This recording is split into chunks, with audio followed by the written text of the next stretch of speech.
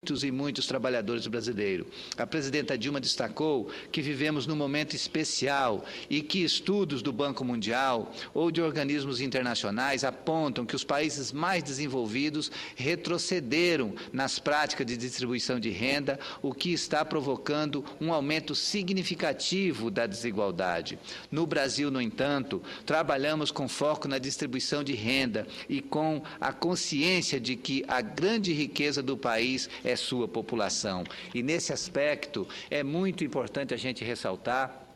que o Brasil, no ano de 2011, teve um crescimento do PIB considerado pequeno, de 2,7%. Mas vale a pena ressaltar que esse crescimento se torna grande na medida em que é um crescimento com distribuição de rendas. Porque se a gente vai comparar esse crescimento com o crescimento de outros países integrantes do BRIC, os chamados emergentes, eles tiveram um crescimento maior que essa taxa de crescimento do PIB brasileiro, mas com o agravante de que não tiveram distribuição de renda e nem preocupação com o aspecto social, com a seguridade social, com os direitos que os trabalhadores brasileiros têm e continuam, digamos, tendo significativos avanços. Então, o trabalhador brasileiro, entre os países integrantes dos BRICS, são os trabalhadores com as melhores condições e a melhor atenção social, a maior seguridade social. E isso tudo é importante ser refletido quando se trata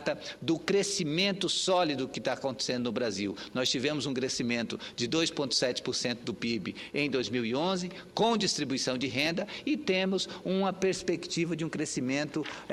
de pelo menos 4% para o ano de 2012. Um crescimento sustentável, sólido e que tende a ser crescente para os próximos anos. O programa Minha Casa Minha Vida é um programa vitorioso. Ele foi lançado no governo do presidente Lula, como Minha Casa Minha Vida, e tinha a meta de construir 1 milhão de moradias. Na segunda etapa, a meta foi para 2 milhões de moradias. Agora, o governo está concluindo estudos para ampliar ainda mais essa meta e chegar a 2 milhões e 400 mil unidades. Ou seja, é impossível deixar de reconhecer que o programa está melhorando e se aperfeiçoando ao longo dos anos, e que, ao longo desses anos, o programa quebrou tabus ao dar subsídio para fazer a casa própria. Antes, no Brasil, esse subsídio era tido como aceitável, mas, por outro lado, seria impossível resolver o problema sem subsídio,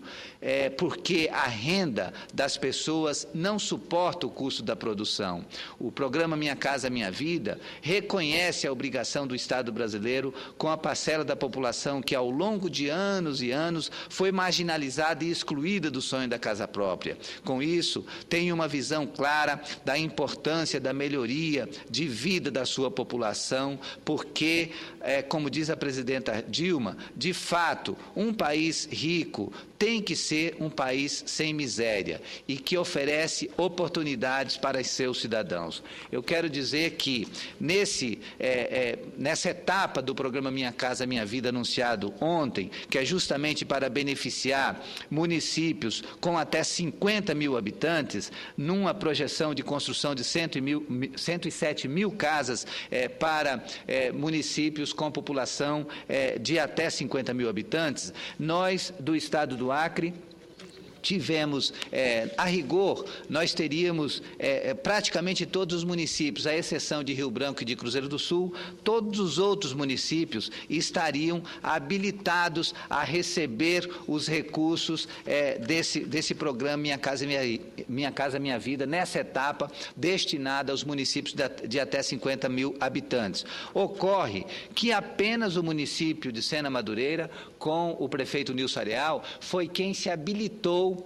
para obter esse convênio para a construção de 50 casas. Então, ontem estava aqui em Brasília o vice-prefeito de Sena Madureira, Jairo Cassiano, que participou da solenidade, justamente porque o município de Sena Madureira foi o único município beneficiado do Acre. Isso não quer dizer que os demais não serão, porque na medida em que os outros municípios forem se habilitando, eles vão ter acesso a essas moradias. E vale a pena ressaltar que o governador Tião Viana já havia apresentado encaminhado ao governo federal o programa Cidade do Povo, com a previsão da construção de 10 mil casas em Rio Branco e também nos municípios do interior, visando justamente atender a essa demanda por habitação no estado do Acre. E como aconteceu aquela alagação muito forte nos municípios de Brasileia, Chapuri, Sena Madureira e Rio Branco, esse programa passou a ter uma prioridade no Ministério da Integração e também no Ministério das Cidades, e hoje as conversas estão bem avançadas no sentido de haver uma priorização do governo federal para o atendimento desse programa habitacional do Acre, que pode vir a se transformar num programa piloto, uma vez que é um programa bem estudado pelo governador Tião Viana, no sentido de construir ambientes habitacionais, espaços conglomerados, como a Cidade do Povo, onde a população que vai ser contemplada com essas casas vai dispor de toda a estrutura social, de todos os equipamentos sociais necessários, de praças, escolas, centro de saúde, setor comercial. Então, há uma preocupação muito grande e também com o objetivo de construir uma cidade ambientalmente correta, com todas as áreas verdes, os espaços de preservação todos assegurados. Então, apesar de ontem apenas o município de Sena Madureira ter sido contemplado, dentro desse universo de municípios que foram contemplados para essa etapa do programa Minha Casa Minha Vida, vale reforçar que outros municípios ainda têm tempo para se habilitarem para as etapas posteriores, e lembrando que está em trânsito no governo federal esse programa de habitação, esse grande programa de habitação do governador Tião Viana, que é o programa reconhecido como Cidade do Povo, aonde há uma previsão de construção de 10 mil unidades, com a possibilidade de ampliar em função da emergência criada a partir da questão da alagação, que revelou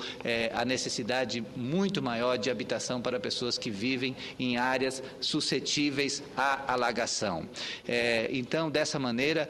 nós manifestamos aqui o nosso cumprimento à Prefeitura de Sena Madureira, que foi ágil nesse sentido de se habilitar para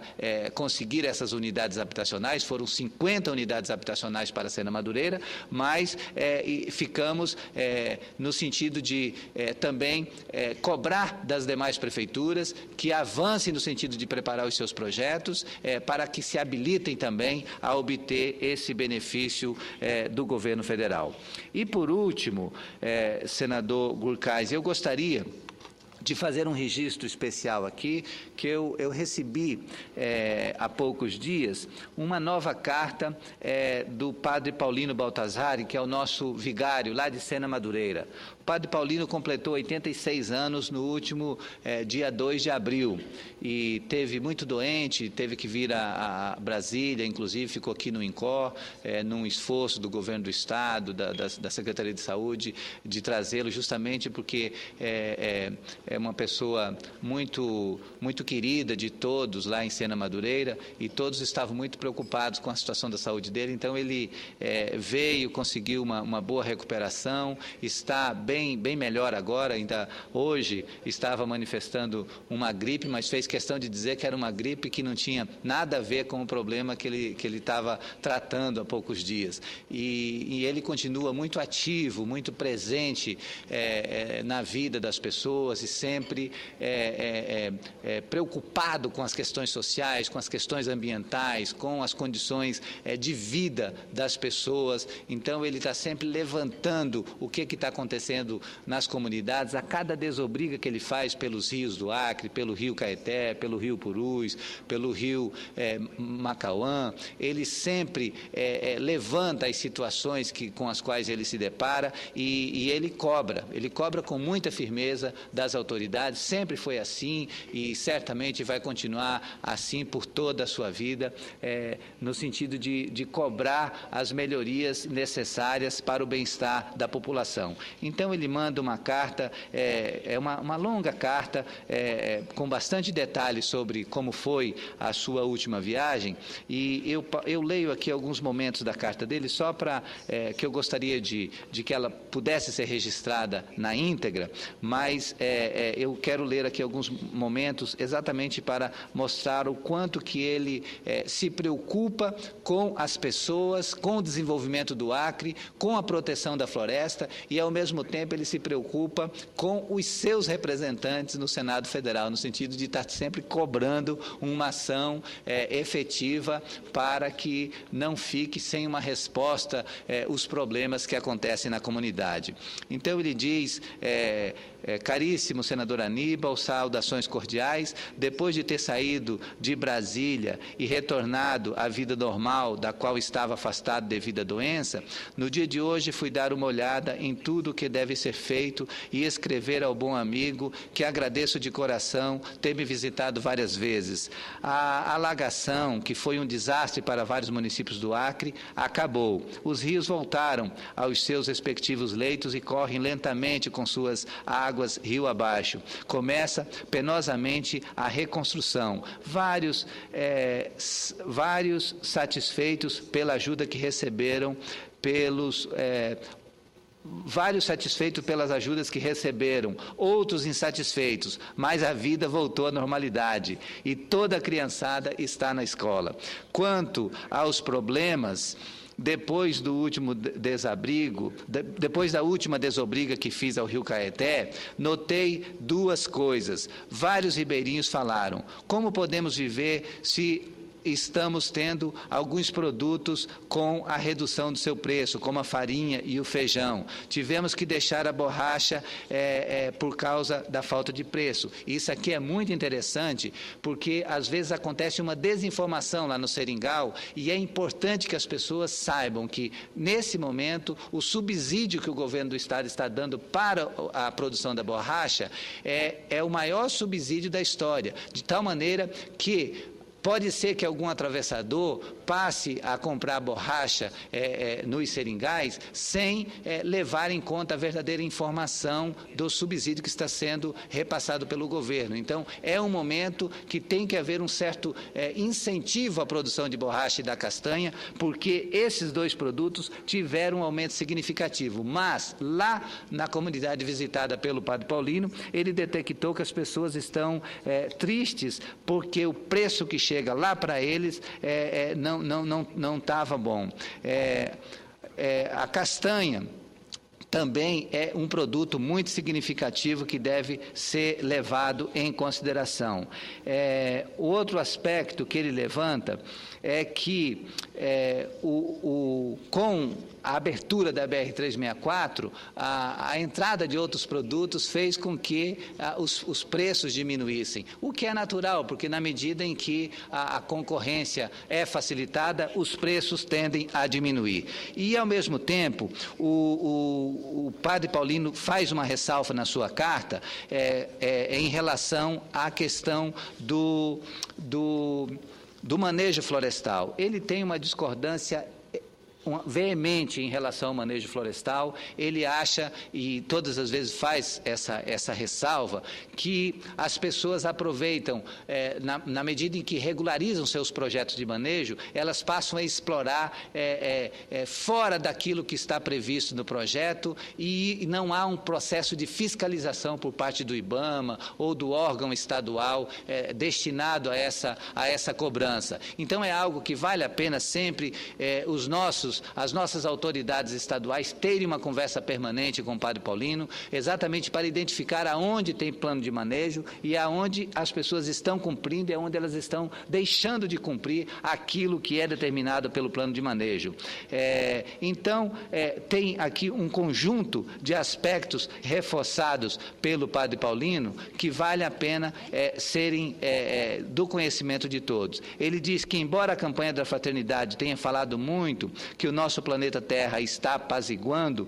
a mata continua sendo destruída de modo especial na BR-364 em direção ao Cruzeiro do Sul, no antigo Seringal dos Soares, no Jurupari. Parece que um grupo chinês comprou as terras e fez um enorme projeto de manejo, e o asfalto da BR-364 ajudou muito, porque estes grandes grupos também compraram as terras e feito projeto de manejo na BR-364. Isso faz com que cidadãos saiam da mata, de dentro da floresta,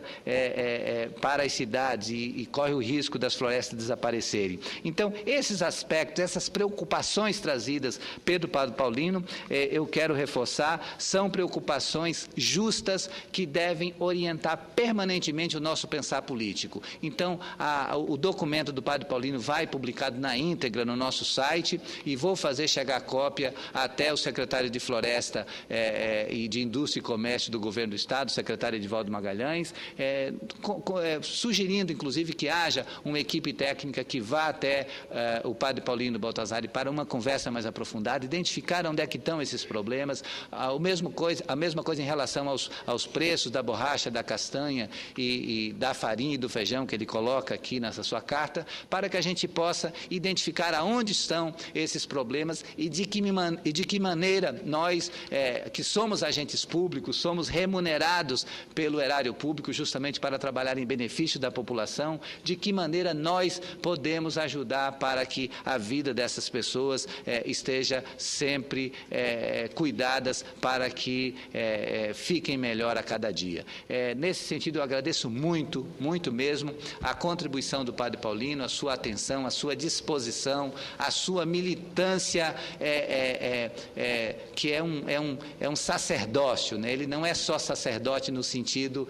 da pregação da palavra, mas é um sacerdote no sentido de estar sempre defendendo as causas mais elevadas do povo acreano, principalmente daqueles menos favorecidos. Então, quero fazer um agradecimento muito especial por sua carta e dizer que esses documentos chegarão, sim, às pessoas que podem vir a tomar providências no sentido de ajudar para que as falhas detectadas, as questões denunciadas, tenham uma resposta do poder público de maneira satisfatória. Era o que tinha para a sessão de hoje. Senador Gurkais, muito obrigado pela atenção. Os cumprimentos.